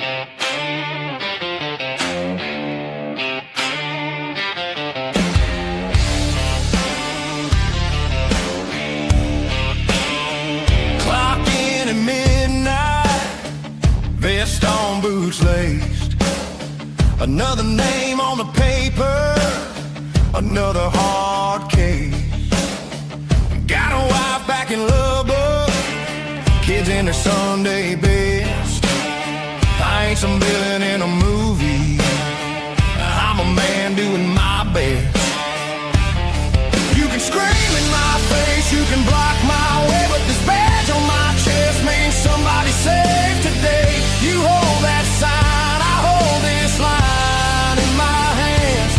While you're chanting the street, I'm the one who stands. Yeah, you draw your crowd, I draw a line in the sand.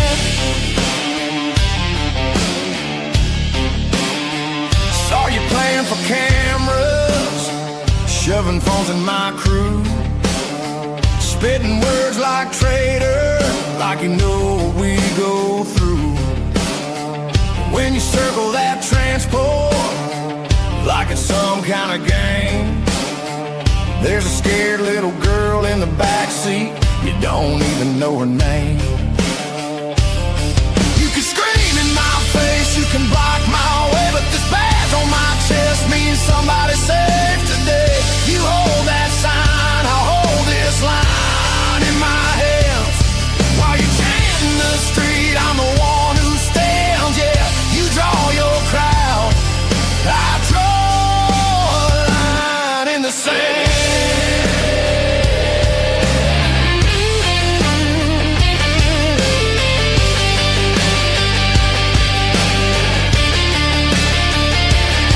You say you care about people, then you shove them into harm's way.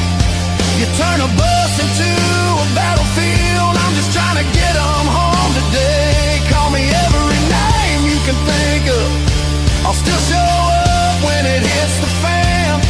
When the dust clears, when fear's near, we'll see who really ran. You can scream in my face, you can block my way, but this badge on my chest means somebody saved today. You hold that sign, I'll hold this line in my hands. While you chanting the street, I'm the one who stands. Yeah, you draw your crowd, I draw a line in the sand. Yeah, you draw your crowd, I draw a line in the sand. All right, we are back and ready to continue rocking and or rolling, as you may prefer. Thanks again to Mike and Gary for their time. I want to get into something now, and it's going to be uncomfortable because I'm a Catholic, and it's a little bit tied to what we were just discussing with the role of faith and Christianity and so forth in America's founding. But we're coming current with it now, and this is awkward because I'm Catholic, but I'm so over the Catholic apologetics that continues to go on in particularly the educational institutions. Catholic high schools becoming woke, Catholic universities becoming super woke, and I want to discuss that. The murder of the young 18-year-old college freshman Sheridan Gorman in Chicago by an illegal alien, Jose Medina. it is infuriating for a lot of reasons. And there's a reason I just said illegal alien 4 times in a row, because I want to emphasize that's what he was, despite the fact that the Catholic university at which the victim attended school doesn't seem to want to acknowledge the fact that her life was snuffed out by somebody who should not have been here at all. Loyola University is a Jesuit Catholic school in Chicago, Loyola Chicago. There's a bunch of Loyolas, but Loyola Chicago, as the rest of them, is a Jesuit university. And I don't know if you saw this. Maybe you saw it in passing, but I want to share this with you. Let me pop it up on the screen so you can see it firsthand with me here. Okay, can you see that? Yeah, you can see that.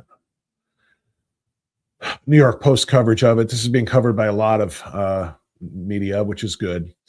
Loyola's student newspaper issues an apology for calling the illegal alien, an illegal immigrant. They apologized.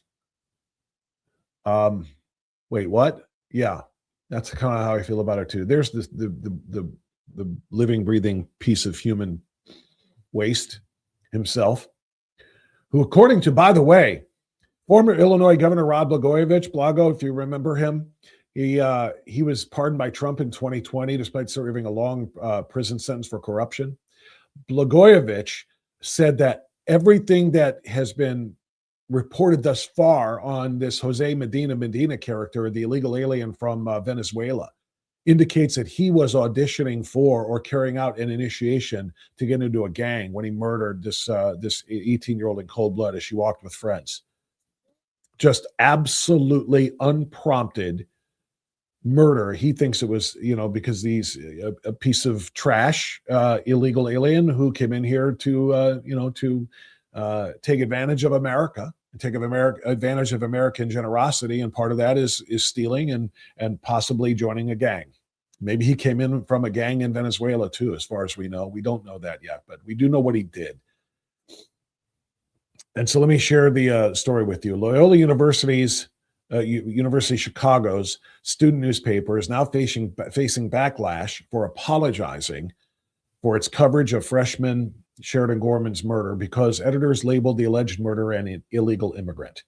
The Loyola Phoenix originally reported accurately on accused killer Jose Medina's status as an illegal alien after he was charged on Monday with the execution. I like the phrasing there. That's what it was. It wasn't crossfire. It wasn't in the course of a robbery. It was an execution of an innocent young woman, an 18-year-old kid, if we're being frank.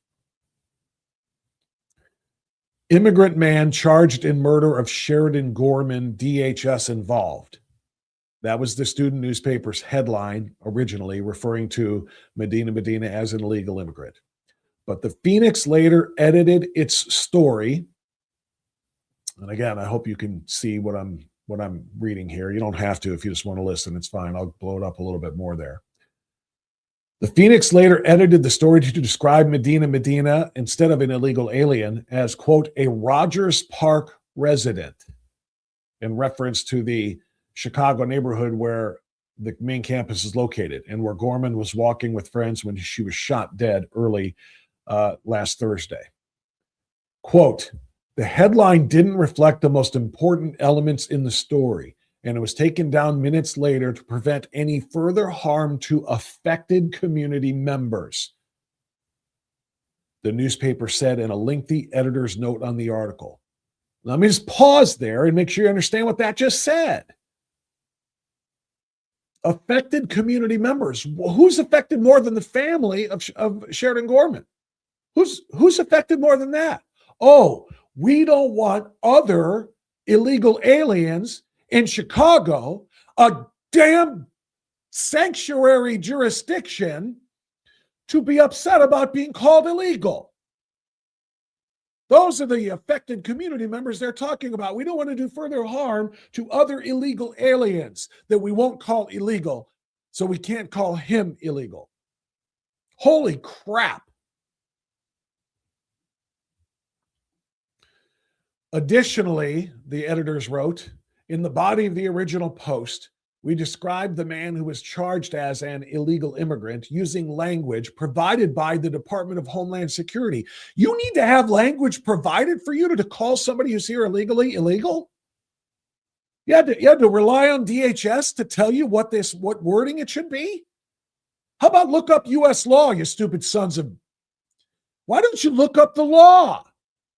In the U.S. Code, people who are here, non-Americans, who are in the country without permission, by way of a visa, a student visa, a worker's visa, an H-1B visa, some sort of a green card, some sort of authorization to be here, is called an illegal alien. Alien meaning someone foreign to the land. Illegal alien. It's in the law.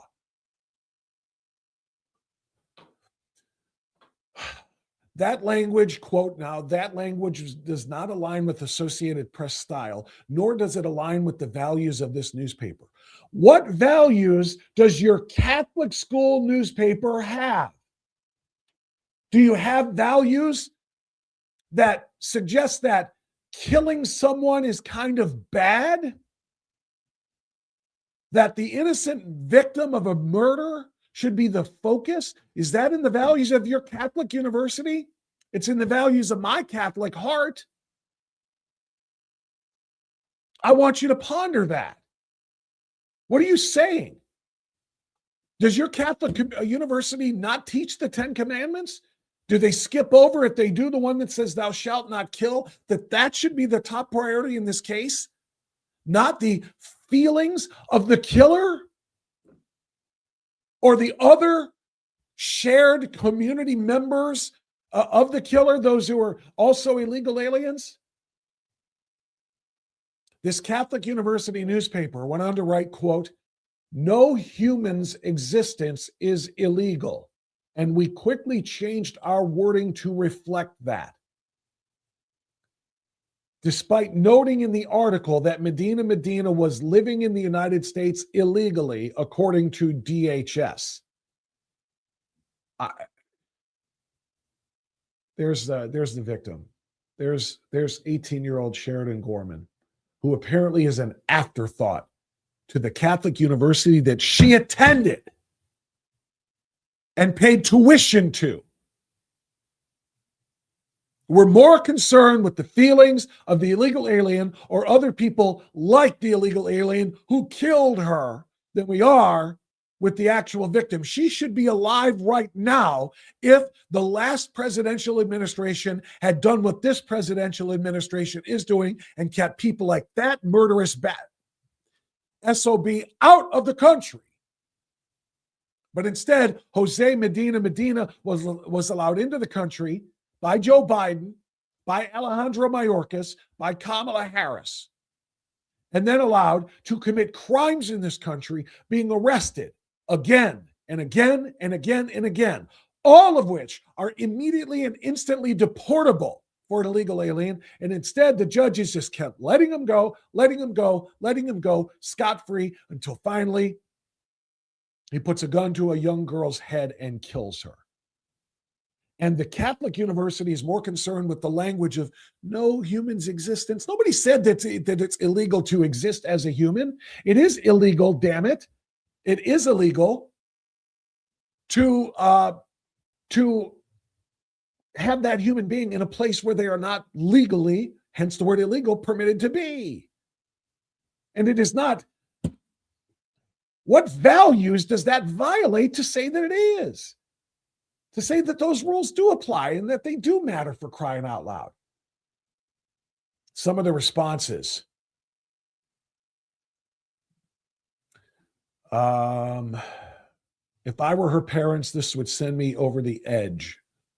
No dystopian could conjure the college-aged left as they are now. They surpass parody. Completely agree. Apologizing to murderers. How typically woke. The Loyola Phoenix did not respond immediately to a request for comment from the New York Post. Woke Dems in Chicago have been accused of rushing to excuse Gorman's alleged killer of culpability for the murder. Chicago alderwoman, I told you about this yesterday, Marie Haddon, was slammed for suggesting that Gorman was just in the wrong place at the wrong time, and that maybe she brought it on herself because she may have startled the killer. Medina may have been startled when he allegedly shot the teenager. I mean, you cannot hate the left enough. You cannot hate leftist Chicago elected officials enough. You cannot hate the media enough. And right now, at this point in time, you cannot hate the woke Catholic Church enough. I told you this was going to be hard to say, and I told you this is going to be difficult for some people to hear.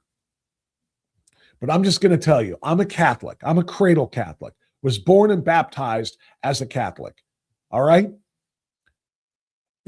I love the church. I love my faith. I love Jesus Christ.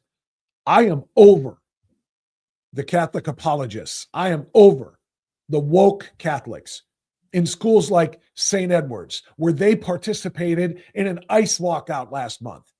Walking out in a protest of ICE, Immigration and Customs Enforcement, that is trying to get killers like Jose Medina deported the hell out of our country before they can kill somebody like Sheridan Gorman.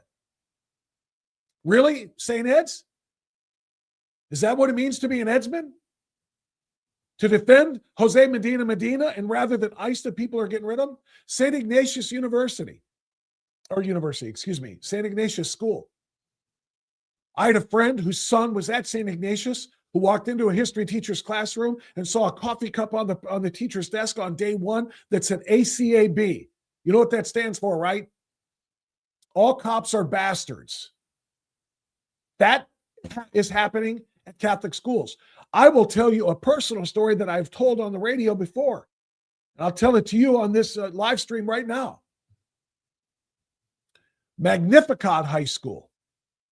And it's very, very, very directly related to this story that we're talking about right now, about Loyola University of Chicago being unwilling to acknowledge and accept the fact that an illegal alien murdered one of their own young Catholic students because they are so pro-immigration.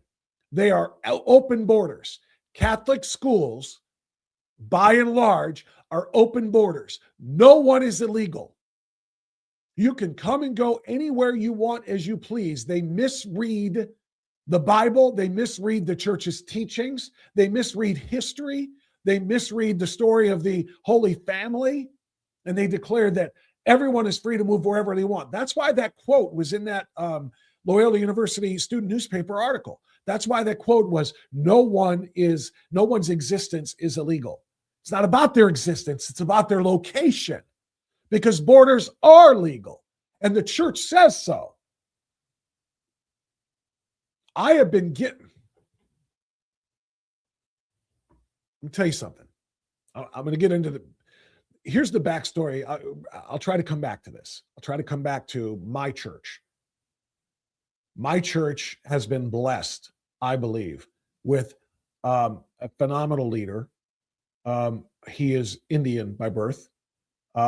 He came to the United States, what did he say, 12 years ago, maybe, something like that. He's been in a couple of different locations. Now has been assigned to our parish in Illyria.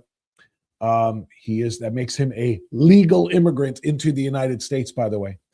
And he is a strong voice, and one that I believe does not agree with any of the stuff that Loyola or that any of these Catholic schools I'm talking about are preaching. The deacon of my church gave me some information before Mass one day, a few weeks ago, in support of what I have been talking about in this podcast. He and they watch, apparently, somewhat, if not live later on. He gave me some information from Catechism 2 that underscores what we are talking about right now. So this isn't to castigate or impugn all Catholic leaders or all Catholics, obviously. But Catholic universities and Catholic schools have lost their way. They've lost the plot. by pushing and promoting this open borders nonsense that allows people like Medina, gang members from MS-13, gang members from Tren de Aragua, human traffickers, sex slave traffickers, drug cartels and drug runners, terrorists from Middle Eastern countries to just come into the United States and victimize American citizens at will. That's not what the Catholic Church teaches. That's not what the church leadership needs to crack down on their educational institutions. These Catholic universities and Catholic schools are completely missing the story by saying that there should be no borders. And more priests need to find their voices. More priests and leaders and deacons need to say this stuff publicly from the pulpit in homilies. And I'm lasered in here on this university and on Catholicism, my faith right now, but I will say this about all Christians. And I would say this to all rabbis and anybody that preaches in a synagogue, that God and being a believer in the same God does not want complete and open chaos. God gave us order. And part of order is being able to make rules and to make laws and to establish ourselves as nations. God created all of the nations of the earth. He didn't create one great big nation. And allowing nations, particularly to separate by cultures, to make sure that people can live and thrive within their culture. And there's a very different culture in the West than there is in the East and in the Mideast, quite frankly. And not everyone embraces it the same way. And Catholic leaders, like I said, and I'll focus primarily on Catholic and Christian leaders now, like I said, but you know, my Jewish friends will testify to this as well about the importance of this. They need to make it clear to their flocks, and they need to do so unapologetically and without fear of people getting up out of the pews and leaving. They need to be clear, and they need to say these things, that borders are not anti-Christian. Borders are not anti-God. Borders are part of order that God gave us a command, essentially, to enforce. All right? The Catholic schools have lost their way. Back to the Magnificat story. My own daughter, and I've told this story before, so I'm not afraid of it. She's not either. My daughter went to school at Magnificat University, or school, I keep saying university because I'm thinking of Loyola, Magnificat High School for her freshman year. She was fine for her freshman year. She excelled academically. She was fine socially. She was a terrific volleyball player. Everything was going well until about midway through her sophomore year. Some things started to become evident. The school advanced notions and ideas that were kind of antithetical to the Catholic upbringing she had at her elementary school and junior high school and through her family and so forth. She was raised with values that to believe that, yes, laws are to be followed, rules are to be obeyed.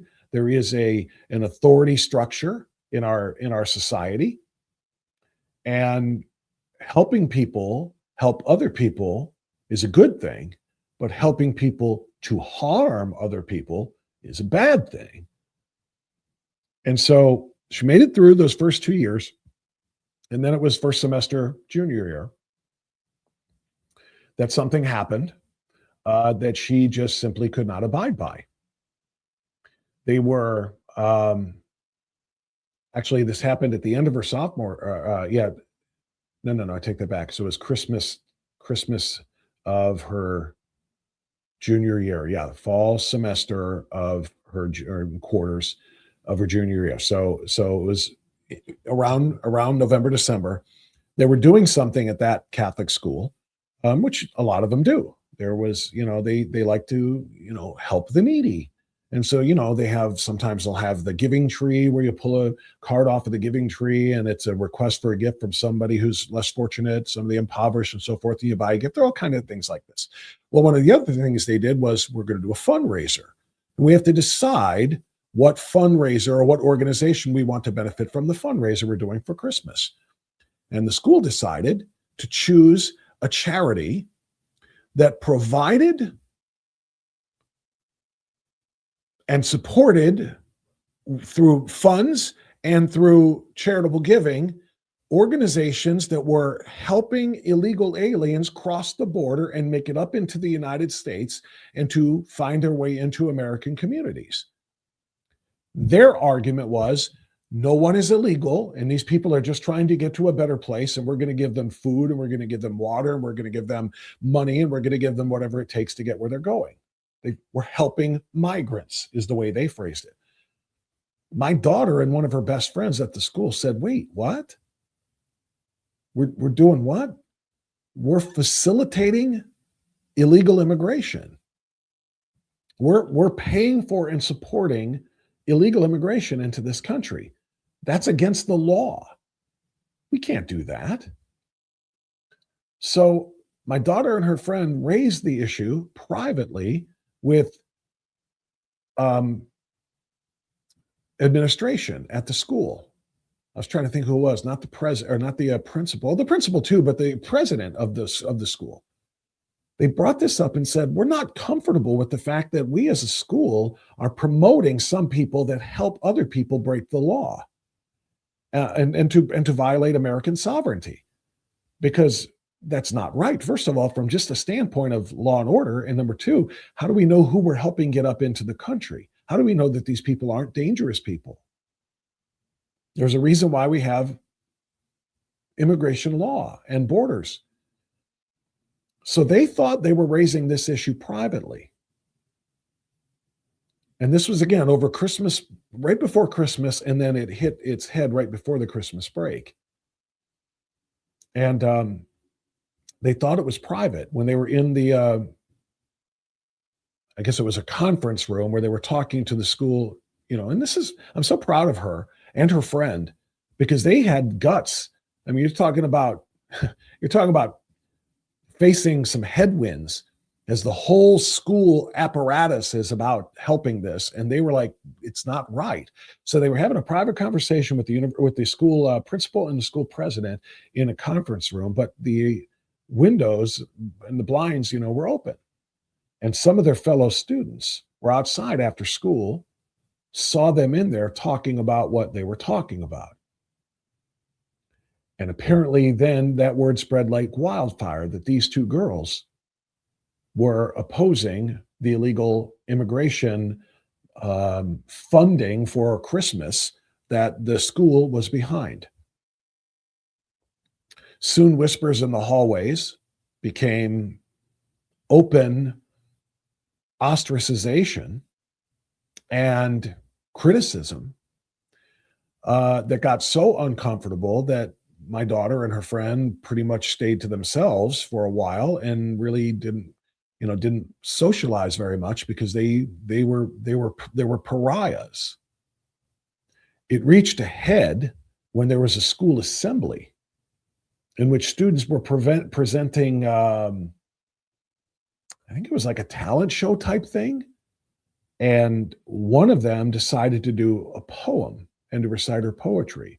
And she wrote a poem without using my daughter and her friend's actual first names, but she wrote a poem about two people that, were racists, bigots, whatever it is that the language that they use. And the entire auditorium of 800 girls, because this was the rehearsal. This was the rehearsal. Or I'm sorry, they had rehearsals, and this was the school assembly version of it that was going to be the performances that would be done for the public whenever the talent show was going to be done, for parents and whomever else. So that means the performance that was done for the student body had been rehearsed and thus had been seen by the adults, the staff members, the directors, whatever, of the talent show. In other words, they knew what the content of this was. And when they did it in the student body performance, and they said about two people who were, bigots or whatever the language was, every head in the auditorium snapped around and looked at my daughter and her friend. And they were terrified. She called us in the middle of the school day, right after that, in tears. My wife and I could not have sped faster from Illyria to Rocky River to get those administrators into a room with our daughter and with her friend and her friend's parents as well to demand action. And they wouldn't do a thing. This was a Friday, and they wouldn't do a thing because they actually agreed with the students who were bullying and ostracizing the two girls who were standing up for the law and standing up for protection of American citizens. They wouldn't do a thing. That was a Friday. By Monday, she was enrolled at Illyria Catholic. To my great pride, Illyria Catholic, and to my knowledge, it's been a little while now. My son graduated in 2021. My daughter graduated in 2019. So it's been a few years. But to my knowledge, it is one of the only Catholic schools in the diocese in Northeast Ohio that has not gone woke. Because I've heard some of the same crap at Holy Name. I've heard some of the same crap at, like I said, Ignatius and Ed. St. Joseph, the other large all-girls school like Magnificat, unbelievably woke, crazy town. EC, I'm proud to call my alma mater because I graduated from there. My wife graduated from there, and both my son and daughter did. EC took her in after Magnificat did what they did. And like I said, it was not that way there. And she was proud to graduate in green and white. I'm telling you this personal story because it's already been told many times, and I've put it online too. But I'm telling you this personal story because that's the kind of courage that it takes. And I want every Catholic to know that. I want every Catholic leader, every Catholic deacon, every Catholic priest to stand up to this left-wing bullying and be courageous and brave and bold to say what they feel is right. They could have stayed silent, those girls, and just like, I'm not supporting that, but I'm not going to rock the boat. I'm not going to lose all my friends. I'm not going to lose my social circle. I'm not going to, create this, this wall between myself and other students. I'm just going to be quiet. No, they went to the administrators asking for something to be done the right way. And it turned out the way that it did. That's courage. And that's what I want Catholics to do. Stand up for what's right.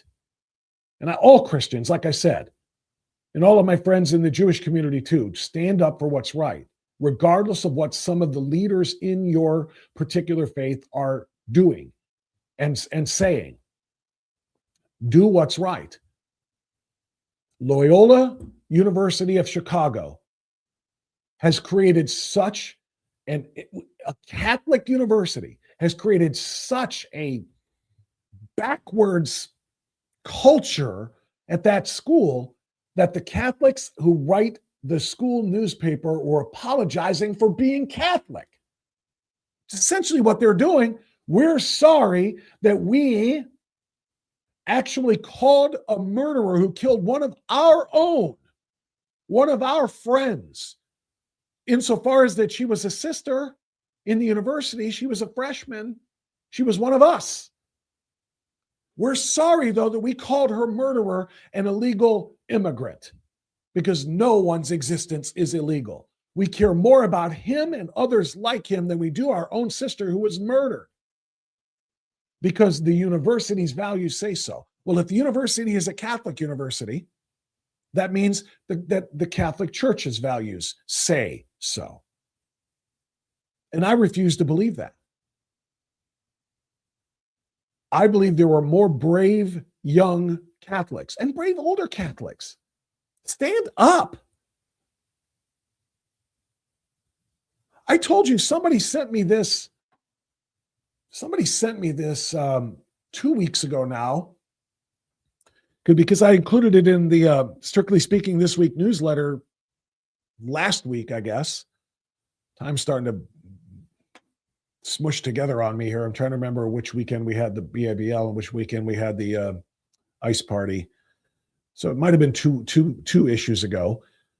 But somebody sent me a screenshot. They took a picture of the church bulletin at St. Hilary in Fair Lawn. And it was just filled with left-wing politics, left-wing talking points in this Catholic school or church. And I was just so blown away by it, and quite frankly, so angered by it, I wrote a piece for the Strictly Speaking This Week newsletter.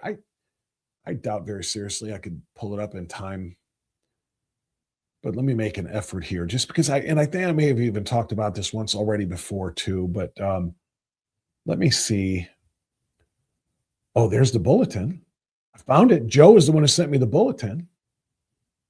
Might be able to display that. I'm working on it, guys. Hold on a second. Let me see if I can pull it up. I don't know if I can pull the newsletter up on a moment's notice here, but I might be able to pull up the bulletin. All right, there it is. Let me share this. I'll do the best I can with it, but it's very small text, so you'll just have to trust me as I read it to you. All right. Let me zoom it up as much as I can. Okay, so this is part, this might be big enough for you to see a little bit anyway. So this is from the St. Hilary and Fair Lawn Church Bulletin from a couple of weeks ago. And what about us, you and me? Because the gospel stories are never about only those people. We too can be willfully blind. If I refuse to see what is happening to my brown and black brothers and sisters, so there it is, race division. White people feel guilty. Feel guilty unless you're out there actually living the existence of black and brown people who, by the way, apparently have no rights in this. I don't want to go too far here. If I refuse to see the human cost, both military and civilian, of a war of choice, obviously an attack on Trump, trying to protect Americans and our allies from a nation that has been killing them with impunity for 47 years. If I refuse to see the destruction of the beautiful earth I plan to leave to my children and grandchildren because of our dependence on fossil fuels. If we don't have fossil fuels, that paper's not being printed. If we don't have fossil fuels, that church is not being built. If we don't have fossil fuels, not one single iota of this culture and this creation that we have, our entire existence would be lost. We would still be pushing, goods from town to town on wagon wheels. You understand that? We have advanced technologically because of those things. We live and we survive because of those things. But they want to play the climate change, Green New Scam. This is the church bulletin. Left-wing politics on display. If I refuse to see the suffering caused by diseases previously thought eradicated, like measles. In other words, if you are not telling your kids to take every damn shot that they push on them, then you are the problem. No matter how many of them get autism because of it, no matter how many of them suffer myocarditis or pericarditis because of it. You understand where I'm going with all this. Or if I refuse to see tragic injustice when sins against women and children go unprosecuted. You mean like the ones inflicted upon them by Islam? Inflicted upon women, and the transing of children and pushing puberty blockers and cross-sex hormones on children, permanently disfiguring their bodies? How come you're not talking about that? then I have chosen my blindness. So this is the crap that is going on in, sadly, far too many Catholic spaces, which is why I'm belaboring this point. That goes on in one Catholic church's school bulletin. Other Catholic priests are afraid to talk about. Even if they know what's in that is wrong, they're afraid to say it because they don't want the leftists, the left-wing ideologues who are faking their way through Catholicism, like Joe Biden and Nancy Pelosi, for example. Phony Catholics who continue to receive communion a day after telling everybody abortion is health care. And that little baby has no rights to be born whatsoever. It's that mother's body and it's her choice. And if they want to inject a solution in there that's going to burn and melt that baby away, that's mom's choice. Body of Christ. Amen. What? Any priest who gives communion to people who do those kinds of things, I think they're violating their vow and the church's teachings. But they're so terrified of alienating the progressive left that's in the pews because their checks still cash in the offertory plate, or their credit cards are still good and they can still get their cut. They're so afraid of saying what needs to be said. Something's got to change. Catholic schools are apologizing for insulting by calling an illegal alien an illegal immigrant, insulting the illegal, the murderer, that they're forgetting about the victim and they're forgetting about the victim's family. Catholic churches, Catholic schools, Catholic universities have lost their way. I have reached out to the bishop. Not going to be able to have this conversation with him. So the best I can do is do what I've asked you to do. Go to your priest and have them, help them find their voice. Tell them if they see things a certain way, if they believe things that need to be changed are not being changed, and if there are messages that need to be delivered and received by their flocks, they have to find their courage and deliver them. That's what I believe. And this is not meant to impugn in any way, shape, or form any individual Catholic priest or deacon. And as a matter of fact, as far as it comes to my own, I've told both of them they're blessings to our parish. They're new. Well, one much more new. They're blessings to our parish. But generally speaking, broader scope, Catholic leaders need to find the church again, because the church's teachings, the church's tenets, they're being ignored in service to a political agenda because they're afraid of driving what is already a shrinking flock. If you look at masses, driving them down even further. God bless Sheridan Gorman. God bless her family. God bless Lakin Riley and her family. But we can go through the list again and again and again. But you're on either one side or the other. There's no middle ground here. You're on the side of law and order and sovereignty and protecting the people. Remember, why do you lock your door at night? Why do you lock your door before you go to bed at night? Is it because you hate everybody outside of your door? No. It's very, very likely because you love everybody inside of that door, inside of that home. That's reality. That's what people need to remember. That's why we have that lock. That's why we have borders, because the innocent people inside deserve to be protected from threats on the outside. And the church needs to recognize that Sheridan Gorman's life matters more than the feelings of the person who murdered her in cold blood. Loyola, Magnificat, St. Ed's, I don't care who you are, where you are. Find your path. Find your path back again to rationality. I take no pleasure in discussing this, obviously. Like I said, I'm a Catholic and a proud one, and I hate that this is going on, but this is something that absolutely does need to be said. All right. That's it. It's already 9:02. I really went a lot further, longer on that than I had planned to, but I feel like it needed to be said.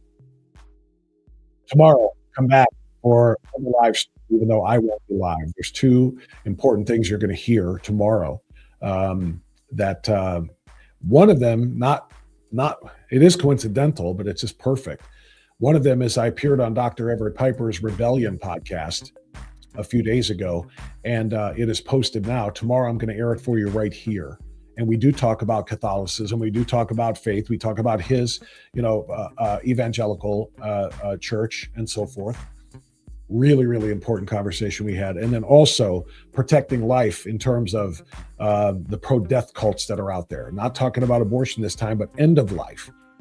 As the assisted suicide crowd is growing and growing and growing in socialist healthcare places like Canada and expanding down here on this side of the border. So Alex Schadenberg's presentation was amazing at BABL. So I'm going to give you both those things tomorrow, but it will be presented as a live stream, so you can still get into the chat room and take part in the conversation there. What is Sarah saying here? Bobby should try to get Trevor Loudon on to discuss the leftist invasions of our religions. I had that conversation with Trevor, actually. Maybe not to the depth as I would now, because it's been about a year, 6 months, I don't know.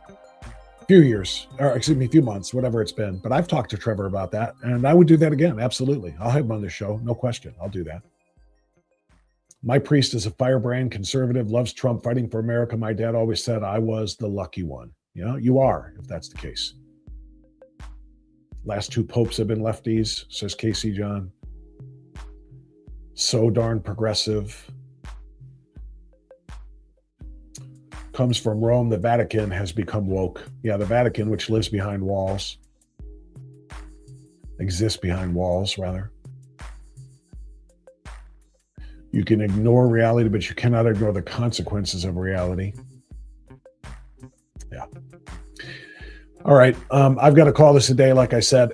Thank you, everybody. Thank you to Mike Dovilla and for Gary Click for coming on, I should say. And like I said, make sure you hit the like. Make sure you hit the follow. Make sure you hit the notifications button. That's the bell. And make sure you hit join to join us in the Locals community. Become a paid subscriber.